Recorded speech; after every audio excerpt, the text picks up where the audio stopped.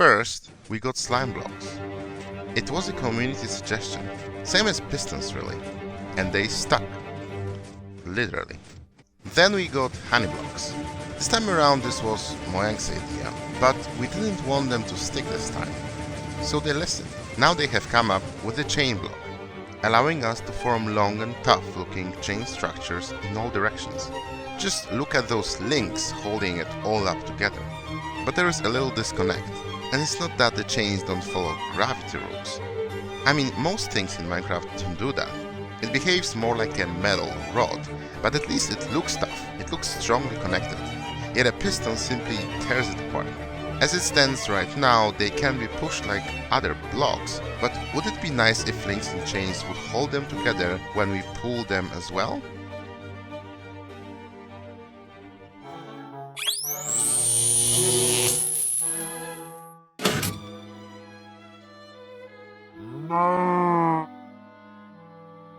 Hi guys, and welcome to Demon here.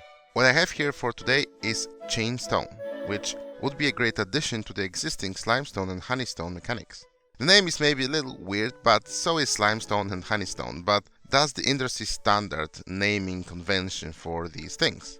As all things carpet, it is a fully toggleable thing, so you can turn it on and off at any point and your world will remain compatible with vanilla. This means that we'll be using only existing chain block states, which are these three things. And I think it's sufficient to be very, very useful. But still not too overpowered or rendering slime or honey less valuable. And it is implemented here alongside the 2no2names movable block entities, which can be enabled independently as well. So let's trigger the description of what the chainstone does.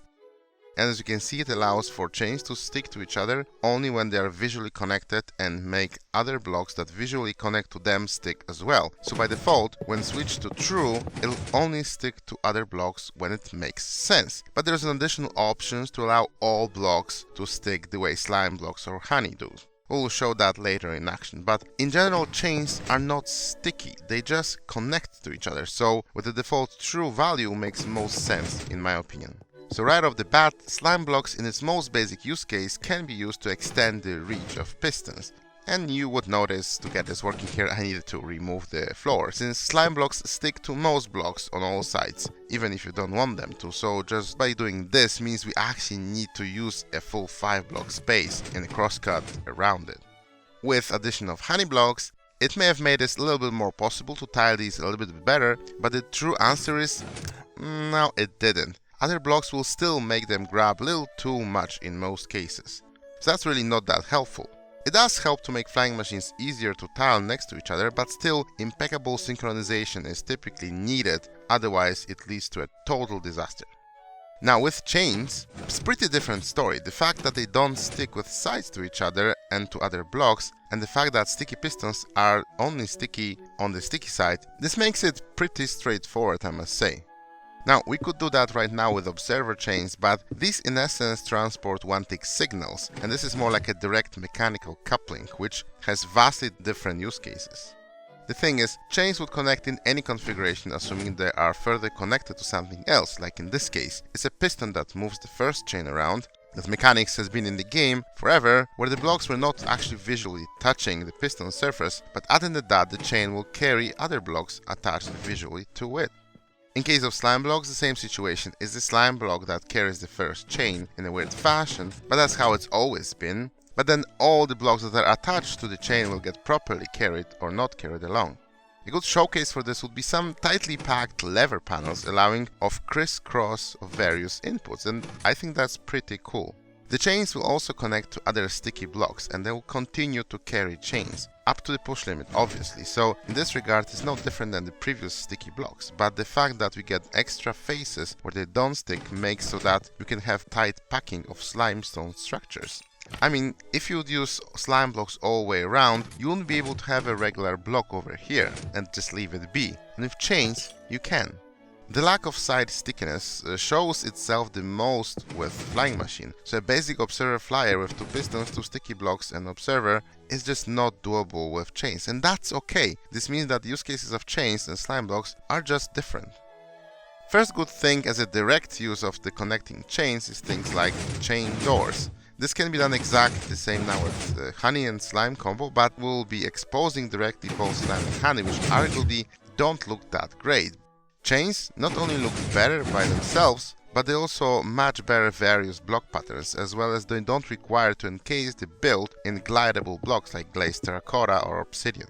How often did we need to convince ourselves that the tops of furnaces don't actually look that bad? In terms of chains connecting to the other blocks, we follow here a rule that the block has a valid connecting surface on its respective side. It could be anchored to it. Like the bottom slab would stick to this one and the top one to this one. But the opposite wouldn't happen.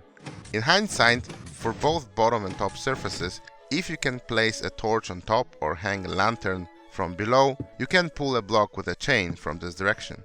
It's similar to the sides, just in this case the game doesn't have internal corresponding mechanics like with the torches and the lanterns, so safe to bet that the block would need to have a full side to attach to the chain properly. But it works for example for honey and end rods and also fence gates. So like in this case the star is here backwards and is connected physically to the chain, so it will move. This one for example is not connected, so it doesn't matter how it's positioned, if it's the right way or wrong way, it should stay put. And this one for example touches the chain, but it doesn't have the required connection surface, so it won't move as well.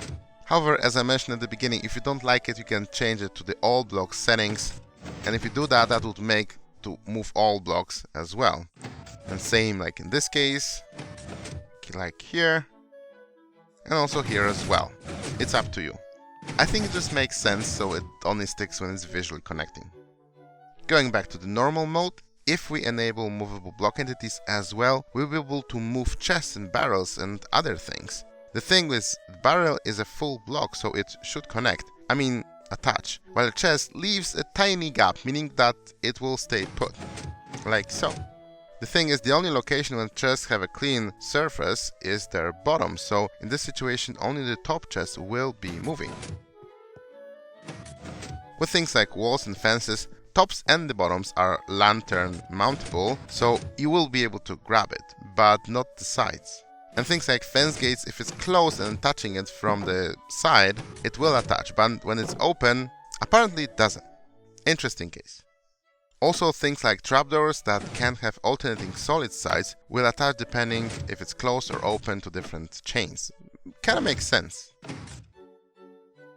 Another very useful case for chain blocks would be to put them where putting a slime blocks or a honey would simply be too obnoxious. Like in this case, we have a very simple pop-up crafting table. Not really super necessary thing to have, but hey, looks cool. If we want to do that right now, we would have a slime or honey block just obnoxiously right above it, so that would look weird, but also all the blocks around the opening here would have to be immovable. With chains, it only leaves a small anchor attached to the crafting table, so it's not really obtrusive on anything, and it allows to swiftly grab the crafting table back. Now let's look at a few practical examples where chains would be really good to have, and talk about balancing and how does connecting chains would fit within other connecting blocks. First of all, they would make a super dense contraptions like this one much more oh, that makes sense. So that is a fully mechanically coupled lever panel and a display. I bet people like Cass from the Mazuma Games channel already has like a 3D keyboard panel and a screen solution sending some crazy serial data about the respective pixels to the screen. But in this case, it's a very simple solution and it kinda makes sense. You just flick the levers and you transfer signals directly. So isn't that awesome how tightly we can pack these sticky blocks in here? I think this is actually really cool and absolutely makes sense, isn't it? I mean, which existing slimestone contraptions allow us to just get inside of them, like not this one? Now let's talk chains and flying machines. There are other more modded chain mods out there. For example, there is the Chain Links mod that introduces chain blocks models that allow fully customized chain connections. But that would render honey blocks and slime blocks in most cases pretty much irrelevant. The thing is, even with a very simple flying machines, you pretty much need to have it two-directional to be actually practical to use in survival contraptions. And I don't think you can make a two-directional machine with chains only. And that's good. Slime, to get access to it, you pretty much need to build a slime farm, which is not difficult, but it's not the first day build, so to speak. Same with honey. It's not difficult to set it up, but the honey income, especially early game, is rather slow. On the contrary, to get chains, you only need an iron farm, which you can get using iron farms or by trading with piglins in the long run, but the day one solution, so using the iron ore, is also a viable option to get enough chains to make something out of it. If chains could fully replace slime blocks or honey blocks, they would, but thankfully in my implementation they don't. So in terms of the flying tech, we have some basic pushing extension like so. And here we have some pulling extensions, just a few variants of them. Thing is, we just cannot grab blocks by their size. The chains can only be dragged behind if they are attached to other blocks that are sticky. So even with the pulling extensions, you still need to push observers in front of the pistons to keep them around. And you have to use a sticky piston. There is no escaping from slime here anyways. So then this is pretty much the basic overall layout of a one-directional flyer, which is just a chain of pushing and pulling extensions. The thing is that the pushing extension requires so much space in front, and pulling only brings back one lost block at a time, so you need several pulling extensions just to form an engine. But just by going on and removing what's actually not needed, I brought it down to 2 pulling extensions and 1 pushing, so that also works. In this case, that regular pistons is pulled in right away, but we need an extra extension to just drag the observers behind it as well. I don't think it's possible to make a double-way flyer out of it. Maybe. I'm not an expert, but I doubt if you could make a flying machine without using any slime whatsoever. It might not even be possible, but a one-way flyer, as we can see, can be constructed. There is though one advantage that chain-based flying machines can have over slime and honey, is the fact that they just don't stick to absolutely everything. So that's why I can drag this machine here against the floor no problem.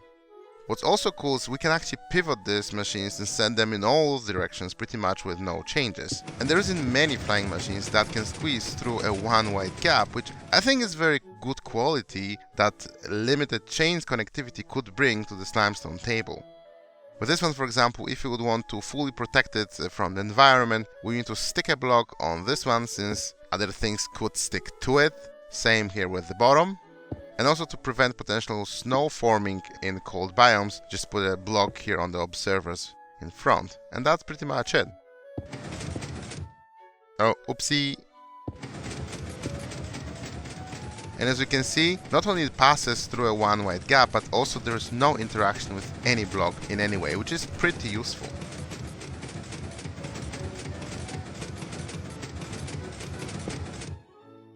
So here's a little better demonstration of this independence of chainstone-based flying machines, which is a common problem with slime block and honey-based machines, that they can be tiled, but if you trigger them in the wrong order, the whole thing typically just glues itself up.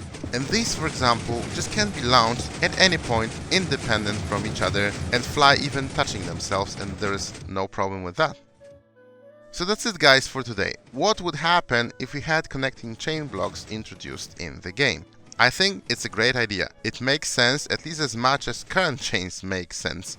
They make Minecraft sense anyways. But if they could always connect to themselves and other blocks that they are visually connecting to, that would be great.